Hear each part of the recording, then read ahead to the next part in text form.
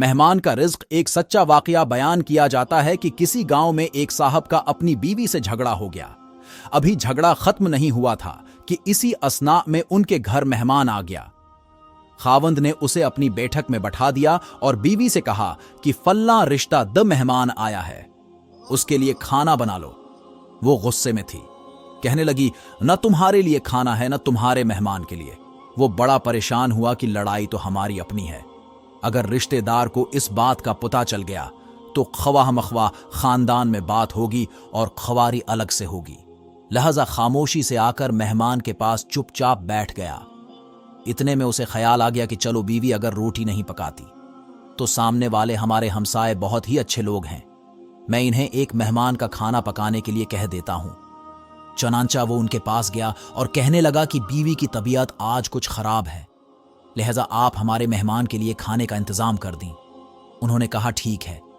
वो मुतमईन होकर मेहमान के पास आकर बैठ गया कि मेहमान को कम खाना तो मिल जाएगा, जिससे मेरी इज्जत भी बच जाएगी।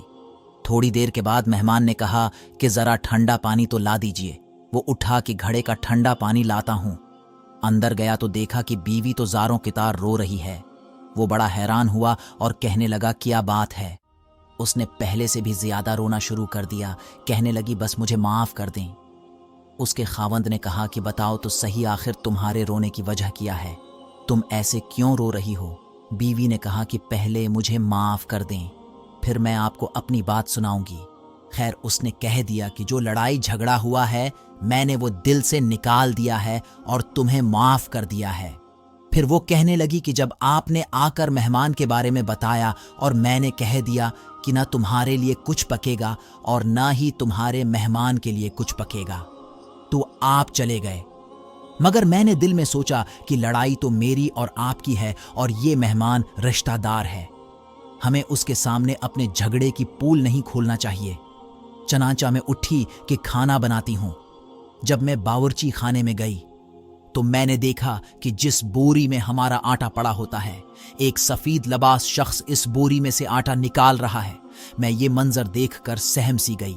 वो मुझे कहने लगे कि ए खातून, परेशान ना हो, ये तुम्हारे मेहमान का हिस्सा था जो तुम्हारे आटे में शामिल था। अब चौंका, ये हमसाए के घर में पुकना है, उसी लिए वही आटा लेने के लिए मैं यहां आया हूं। उस वाक़ये से साबित होता है कि मेहमान बाद में आता है, जबकि अल्लाह ताली उसका रुज़्क़ पहले भेज देता है। ये वाक़या किताब खतबात फ़कीर से माखूज़ किया गया।